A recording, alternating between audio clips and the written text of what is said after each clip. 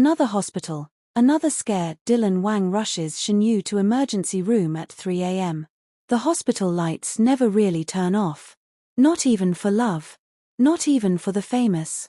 And certainly not at 3 a.m., when sirens slice through a sleeping city and someone's heart is breaking just quietly enough for no one to hear it.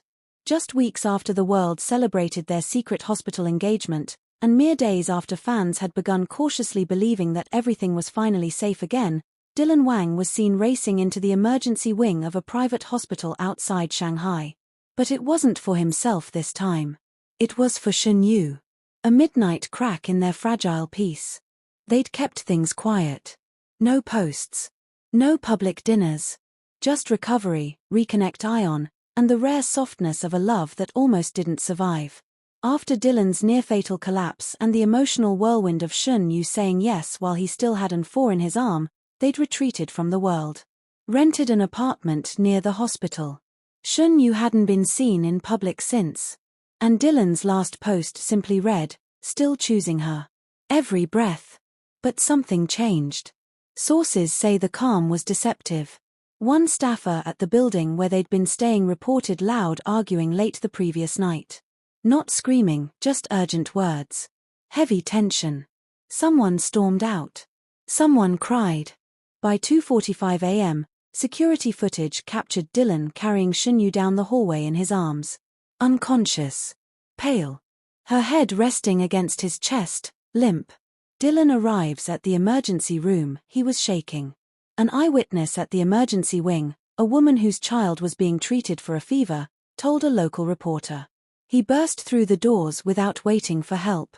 He didn't care who saw him. He kept saying her name, over and over. "Please, please, just breathe. Please." Hospital sources confirm that Shen Yue was unresponsive when she was brought in. Heart rate erratic. Shallow breathing. No signs of external trauma, but emotional trauma. That's harder to see. One nurse added. He looked worse than when he was the one in critical condition. "I've never seen anyone that terrified." She couldn't breathe. What really happened? By 4 a.m., the hallway outside the emergency ICU was locked down. Dylan refused to leave. Sat on the floor. Head in his hands. His jacket soaked, from sweat or rain, no one knew. Possibly both. What triggered Shen Yue's collapse? Insiders close to the couple say it wasn't sudden. That this breakdown had been building.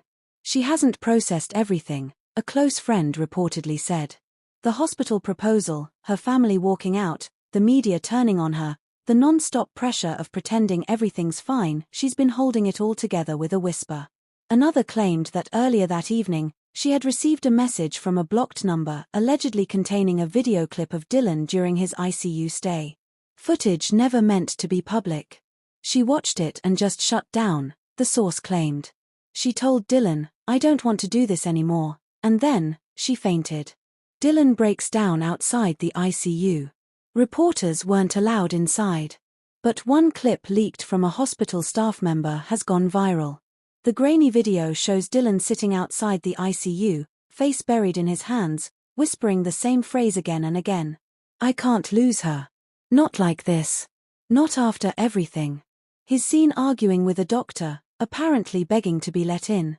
When denied, he sits back down. Silent. Haunted.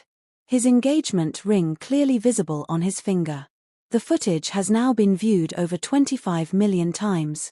Her family arrives, and IT doesn't go well. By morning, the press had started to swarm. And so did the people Dylan had hoped wouldn't show up, Shen Yue's family. Her mother was the first to arrive, looking furious and frantic. Within minutes, she confronted Dylan in the waiting lounge. "You promised you would protect her," one source overheard. "Is this what protection looks like? You dragged her back into chaos." He didn't respond. But her brother? He was less silent. Security was called to intervene after voices were raised. No punches were thrown, but the tension was thick enough to crack glass. "She was better before you," her brother reportedly hissed. "You took her from us and left her here." Dylan's only response was to hold up the ring box still in his jacket pocket. "She chose me. Even after I almost died. I didn't force this." I'm just trying to keep her alive now. Media inferno ignites again. As expected, the headlines came swiftly.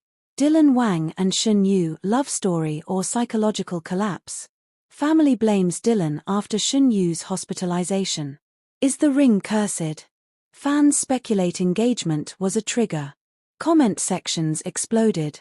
Some fans begged for privacy. Others questioned everything. Why does trauma follow this couple like a shadow? Are they in love or just trauma bonded? They keep ending up in hospitals. Maybe this isn't love. Maybe it's self-destruction. A whisper from within the ICU. Late in the afternoon, a nurse left the ICU with a quiet message for Dylan. She woke up, she said softly. She asked for you. The footage that followed will go down in fandom history. Dylan, barely stable himself, stood up with tears in his eyes, walked into the ICU holding nothing but her ring and a folded note he'd written earlier that morning. When he entered the room, no cameras followed. No staff leaked details. But someone close to the medical team whispered. They didn't speak at first. She just looked at him, and he collapsed into her arms. They cried like two people who'd seen the edge and decided to crawl back anyway. No press release, just a note. Later that evening, Dylan handed a handwritten message to the front desk and asked them to give it to the first reporter who showed up. It wasn't a statement. Not an explanation. Just 5 lines. She fainted, not because she's weak, but because she's carried everything silently for too long. This wasn't a media stunt. This was pain. And I'll spend every day making sure she doesn't carry it alone. No signature. Just his initials. D.W.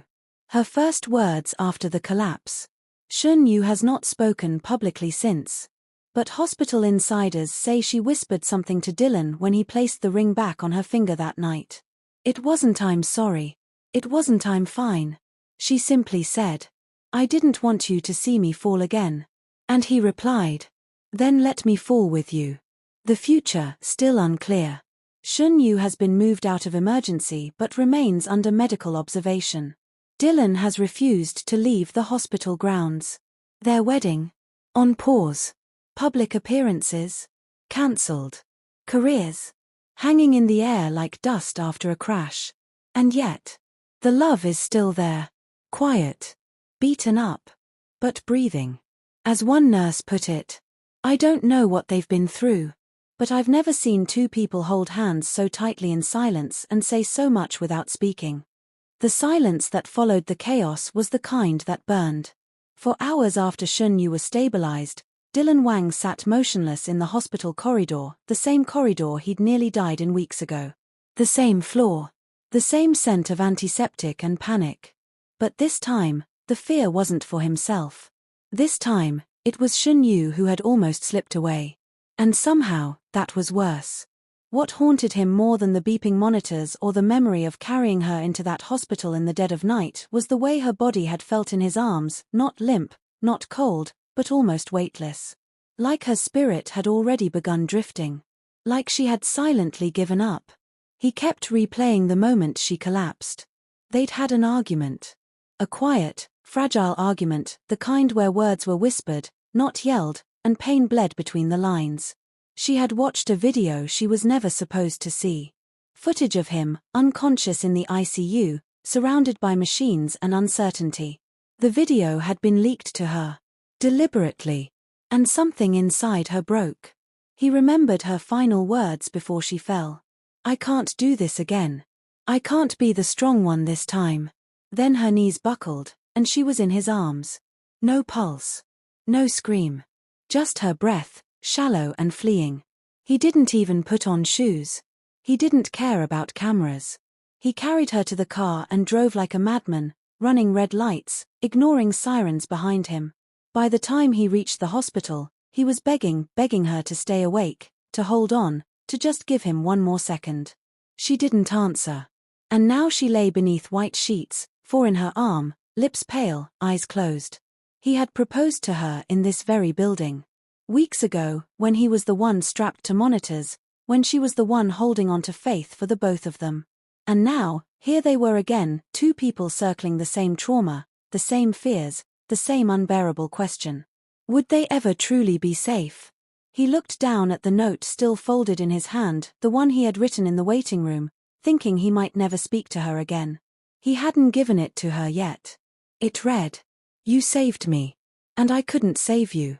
But if you come back to me, I'll spend the rest of my life learning how." He tucked the note under her pillow and sat back down, one hand on her wrist. It wasn't over. Not yet. And if the world expected them to fall apart again, they'd be watching for a very long time.